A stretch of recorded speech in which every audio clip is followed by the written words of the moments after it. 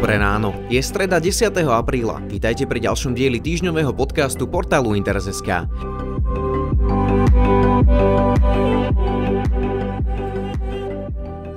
V dnešnom podcaste sa dozviete niečo o jednom z najneetickejších psychologických experimentov všetkých čias, pri ktorom John Watson naučil 9-mesačné dieťa báť sa Santa Clausa či nevinného bieleho králika. Okrem iného aj o tom, ako sa Slovensko pridalo k modernému svetu a zakázalo jednorázové plasty, o novej vyhliadke na Kysuciach či o filmových novinkách, na ktoré sa môžeme tešiť v našich kinách už od zajtra.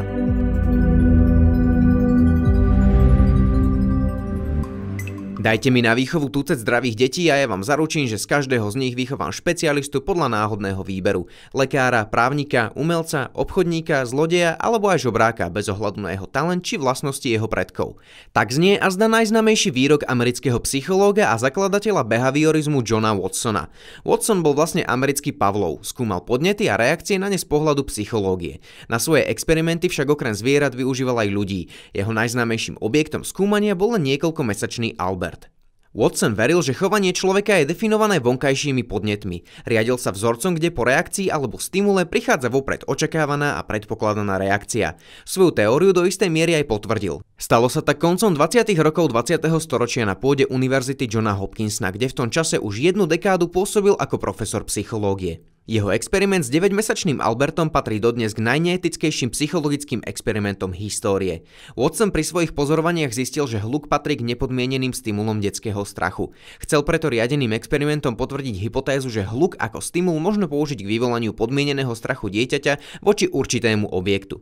Hypotézu však plánoval posunúť ešte ďalej a vyvolanú reakciu generalizovať na všetky podobné stimuly. Výsledkom teda bolo, že malé dieťa naučil báť sa zajaca, plyšovej hračky či Santa Clausa. Spolu s Watsonom sa na experimente podielala aj jeho postgraduálna študentka Rosalie Rainerová. Skúmaným subjektom bol v tom čase len niekoľkomesačný Albert, ktorého skutočná identita nie je po ani takmer storočí známa. Experiment prebiehal pomerne jednoducho. V jeho prvej fázi bolo potrebné zistiť, či Albert nemá fóbiu z objektov, ktoré mali byť súčasťou budúceho skúmania. Watson teda Albertovi ukázal laboratórneho potkana, bieleho králika, psíka, ale aj bielu vatu či masku Santa Clausa. Albert sa samozrejme žiadneho z týchto predmetov nebal. Naopak, pri kontakte so zvieratami prejavoval typický detský záujem o hru a kontakt so zvieraťom. Druhá fáza experimentu tak mohla začať. V nasledujúcej fáze začal Watson postupne skúmať vytvorenie podmieneného strachu u malého Alberta. K dieťaťu opäť priniesli bieleho laboratórneho potkana a Albertovi dovolili sa so zvieraťom pohrať. Vždy keď sa ho dotkol, však Watson za jeho chrbtom udrel kladivom po kovovej tyči. Albertovou reakciou na hlasný, nečakaný a nepríjemný zvuk bol samozrejme strach prezentovaný hlasným plačom. Takéto stretnutia prebiehali niekoľkokrát vždy s rovnakým scenárom. Stretnutie s potkanom a búchanie kladivom vyvolávajúce detský plač. Po určitom čase sa Watson dočkal očakávaného záveru. Nepodmienený strach z hluku sa u Alberta premenil na podmienený strach z bieleho potkana. Búchanie kladivom do kovovej tyče už nebolo potrebné. Keď Albert zbadal laboratórneho potkana, ten pre neho predstavoval stimul strachu. Okamžite sa rozplakal a od potkana sa snažil čo najviac vzdialiť. Albertov strach sa navyše generalizoval na všetky podobné predmety. Albert sa ponovom rozplakal pri stretnutí s nevinným králikom, chlpatým psom či dokonca pri pohľade na masku Santa Clausa s bielou bradou. Watsonovi sa experiment síce podaril, no len veľmi ťažko by sme ho mohli považovať za všeobecne platný. Vykonal ho totiž na jedinom subjekte a nedisponoval žiadnou kontrolnou skupinou. V modernej psychológii by teda jeho závery vedecká spoločnosť ani náhodou neprijala. Aj keď v prvej polovici 20. storočia to tak nebolo, dnes by bol Watson ostro kritizovaný aj za charakter a priebeh experimentu. Len ťažko by sa našla krajina, ktorej zákony by takýto neetický experiment na dieťati v súčasnosti povolovala. Watson je medzi psychologickou odbornou verejnosťou dodnes kritizovaný aj za to, že strach vyvolávaný chlpatými bielými predmetmi u malého Alberta neodstránil napriek tomu, že niekoľko takýchto spôsobov poznal a aj o nich otvorene rozprával. Psychológovia síce predpokladajú, že Albert sa vo vyššom veku tohto strachu prirodzene zbavil sám, no je možné, že dôsledky traumatizujúceho zážitku zo skorého detstva ovplyvňovali jeho osobnosť aj naďalej.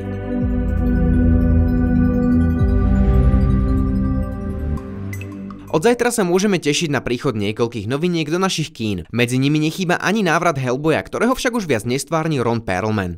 Úlohu diabolského muža, ktorého chráni Úrad pre paranormálny výskum a obranu, tentokrát prebral David Harbour.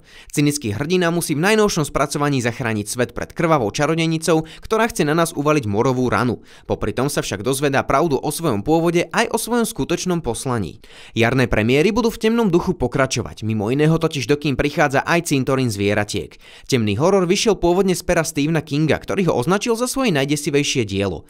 Film rozpráva o smrti ako takej, no aj o tom, ako ďaleko sú rodičia ochotní zájsť, aby ochránili svoje deti.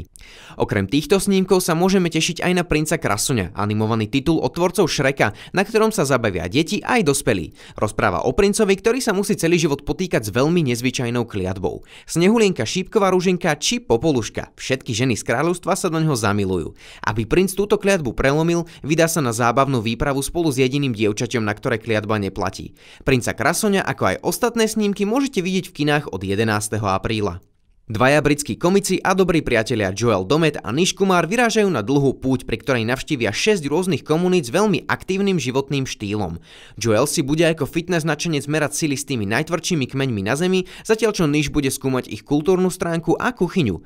Podarí sa im zachovať chladnú hlavu alebo sa domov vrátia ako úplne noví ľudia. Seriál Tribal Bootcamp môžete sledovať na televízii Viasat Explore od nedele 14. apríla o 20:10.